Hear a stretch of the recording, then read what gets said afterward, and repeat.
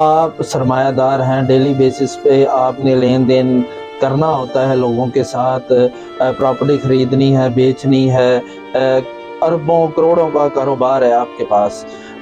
آپ نے اکثر لوگ کیا کرتے ہیں کہ خود ہی اپنے آپ کو ایکسپرٹ سمجھنا شروع ہو جاتے ہیں کہ ہم خود ہی سارا کچھ لیگل جو اس کے ڈاکومنٹیشن ہے اسے سمجھتے ہیں، اور خود ہی لین دین اور جو اسٹام وغیرہ ہوتے ہیں خود ہی لکھوانا شروع کر دیتے ہیں۔ اس سے نقصان کیا ہوتا ہے کہ کیونکہ لیگل جو ویلیوز ہیں ایک پروفیشنل وکیل ہی سمجھ سکتا ہے۔